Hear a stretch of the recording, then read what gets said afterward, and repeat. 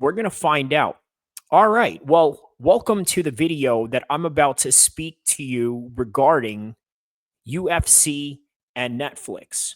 Now, how did we get here? Obviously, UFC's first major broadcast deal was with Fox.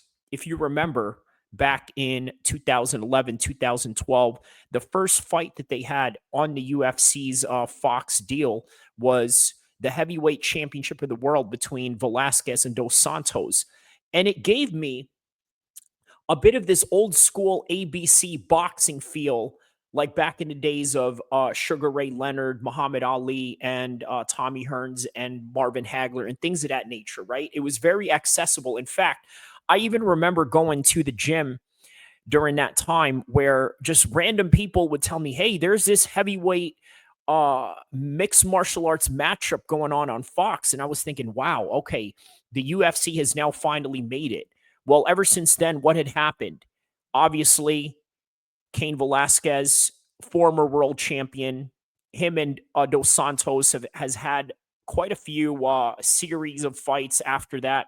But then now here's Cain Velasquez facing a possible 20-year sentence due to firing off shots at a daycare center owner who was allegedly doing some nefarious things to his daughter. And I don't even want to mention it.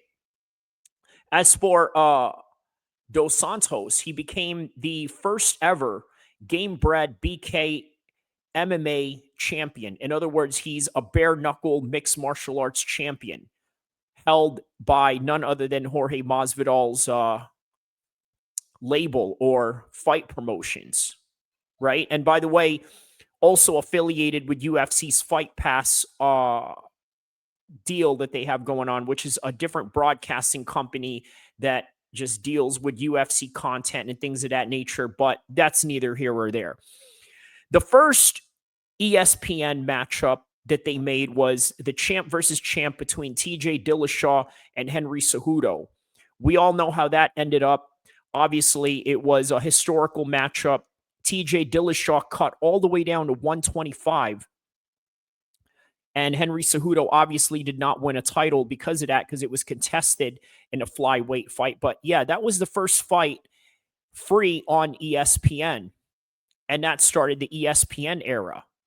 Now, TJ Dillashaw, sort of a frequent guest on the Jackson's podcast, got into it with Kevin Holland as of late over claiming that he'll never be champion. He'll never have these headlined events. Well, here comes Henry Cejudo still headlining events as a former champion against Song Yadong. Obviously, a very controversial ending with eye pokes and things of that nature, which led to Song Yadong winning by a technical decision. And during the Fox era, going back to the Fox era, from the ESPN to the Fox era, one of the major events that the UFC has produced, even till this day, was with Khabib versus McGregor. Obviously, it was on pay-per-view, but the prelims in the beginning of UFC 229 was all on the Fox network. Well, now, what was the last Fox fight before they went into ESPN? It was a rematch between Kevin Lee and El-Kheer. Ever since then, Kevin Lee is still active somewhere in the regional scenes, fought in the UFC, then went back to the regional scenes. I think he had a fight with Eagle FC, which was a promotion by Khabib. And then El-Kheer, he went on to become a real estate agent. And lo and behold, here we are today with Netflix going into a UFC deal, probably worth $1 billion. Now, what is significant about that? Obviously, the ESPN deal had a little bit of some problems in the last pay-per-view, okay, with Pereira and Ankalaev. Now, what had happened? Unfortunately, there was a lot of issues with people buying the pay-per-views. There were a lot of people complaining that they weren't able to get the pay-per-view working. And this is like worldwide. A lot of people have been complaining about this particular problem. So I get home and watch some prelims, some Fight Pass. I'm like, all right, they're all right. Nothing to blow your hair back, but there's some fun fights, all right, but this main card's gonna be sick. And my girl always knows. I say never wait till right when the pay-per-view starts because there's a lot of people trying to get it and there might be a delay. We've never had an issue. So I see so many complaints from people out there about ESPN Plus and the pay-per-view service. I've never had an issue. Their entire existence of UFC's relationship with ESPN, I've never had an issue. So I never understood. I'm like, something they're doing. My girl knows to order the fight early. Your boy's grilling. Dude, my grill skills. It's the only thing I can cook.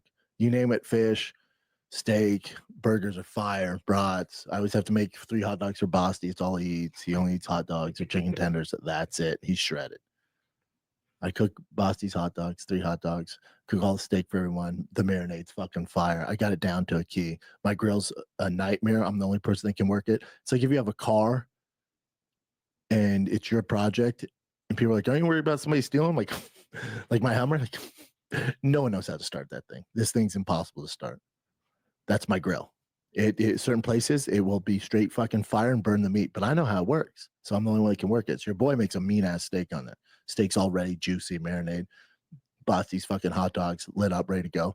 What can I go, babe? Did you get the pay-per-view? And she goes, "Oh, I forgot." I'm like, okay, not a big deal. I'll just do it right now. In my back of my mind, I'm like, it's never let me down. Not a big deal. It's 7:05 at this point. Pay-per-view started at 7. It's nothing that drives me more nuts. So I click it, purchase. Yep, ESPN clip. It goes, "Error. Please try again." I'm like, that's weird. Maybe it's our Wi-Fi. Look at my Wi-Fi.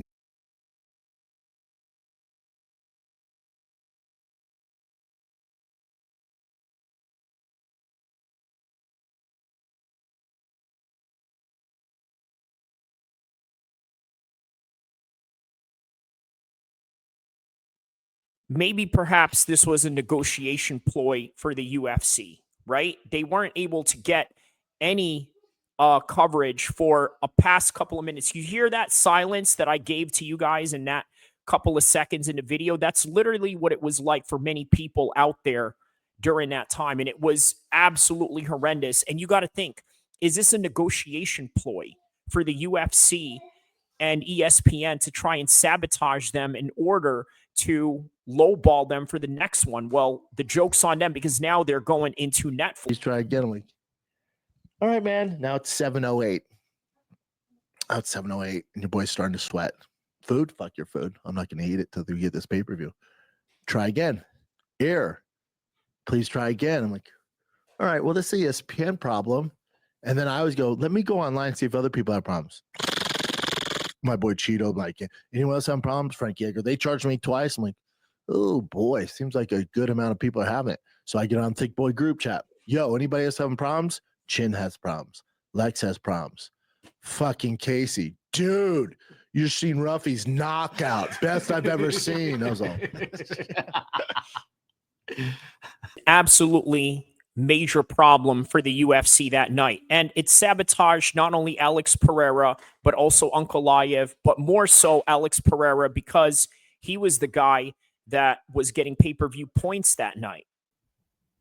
So does ESPN think that by doing this, they can somehow lowball the UFC and force their hand into a lower deal? Not knowing that there are other people out there that are highly interested in what the UFC can offer them. Also, another thing to take into consideration, right? Looking at all the past broadcast deals that they've had from Fox, which was big for their company, all the past other deals that they've had with ESPN, and now transitioning into Netflix, they have a relationship. Netflix already has a relationship with the UFC. You see, there was this movie called The Cage. It was a French movie, mixed martial arts movie that involved people in the UFC with the likes of Cyril Gahn, John Jones as a trainer, and George St. Pierre as a head trainer to the main character of this particular Netflix show. Now, how about Cobra Kai? Cobra Kai has also featured Stephen Wonderboy Thompson, Tyron Woodley, and the list goes on. Even Eric Anders was in a scene in Cobra Kai where I believe Johnny Lawrence and Miguel Diaz went down to Mexico, and Eric Anders was playing a local regional fighter down there. So they already have deals in place and relationships in place. And not only that, let's not take let's not take for granted the fact that Netflix is now affiliated with WWE, and WWE is now affiliated with the UFC, and now boxing can also come into play. So now they got a home for their TKO boxing brand. So whatever it is that ESPN was trying to do, I don't know, man. Maybe that's a conspiracy theory. Maybe it really is just a technical issue. But by the end of the day, they got themselves a new partner, and this could land them a $1 billion deal. Take that into consideration. It's a $1 billion deal. But that is all that I have for this one right now. Do not forget to like and subscribe. I will see you guys in the next video, next live stream, and in the next content, inshallah. MMA needs, if you want to find predictions, news, and everything that deals with MMA, shout outs to Kyrie Abu El-Kheer MMA, Sacramento, California, represent. That's right, Kyrie. I appreciate you, my nigga. You came in here, you was talking that shit. That's right, bro. Much love, Flo. I appreciate you for always stepping in, bro. Be safe out there. Man, my nigga Kyrie, my man Kyrie came through. He started talking that shit. Hey, here's the thing. Here's the thing. That nigga will whoop your fucking ass. You would think that nigga's all squared up and all that type of shit. Nigga come through and beat your fucking ass. Like, man, fuck you up. You will never see it coming. So for those of y'all